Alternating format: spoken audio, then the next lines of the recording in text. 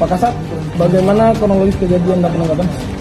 Jadi kronologis kejadian dan penangkapan itu kejadian pencurian ini terjadi pada hari Kamis tanggal 3 Juni 2021 sekitar pukul 16.00 di mana korban baru saja mengambil uang tunai cash sebesar 50 juta. Ternyata dalam perjalanan memang sudah dibuntuti oleh dua pelaku dan terjadilah aksi pencurian tersebut yang dimana uang tersebut disimpan oleh korban di dalam mobil.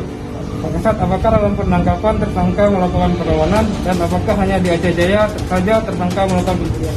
Nah, jadi tadi saya sudah jelaskan bahwasanya dua pelaku ini saat kita lakukan penangkapan salah satu losmen dan juga hendak kita amankan bahwa menuju ke Kabupaten Aceh Jaya untuk melakukan pemeriksaan yang bersangkutan tidak kooperatif dan melakukan perlawanan saat hendak kita bawa ke Mapolres Aceh Jaya.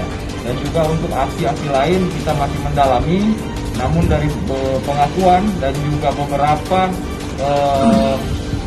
tindak pidana pencurian yang terjadi dengan aksi yang hampir sama, dengan ciri-ciri yang sama, dengan hasil-hasil daripada laporan kejadian yang ada di jajaran Polda Aceh, kami sudah berkoordinasi dengan polres jajaran dan ada beberapa TKP yang diakui dan memang ada tindak pidana tersebut terjadi.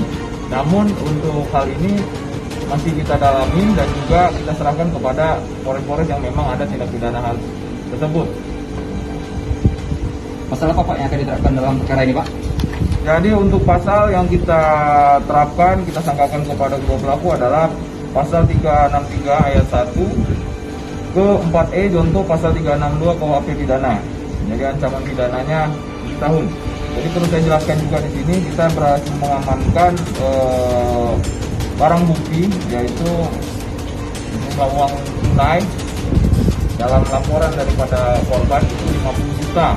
Namun yang kita amankan di sini berjumlah 38.973.000.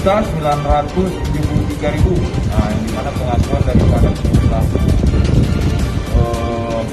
uang yang 10 juta itu dia lakukan transfer kepada sanak keluarga, baik itu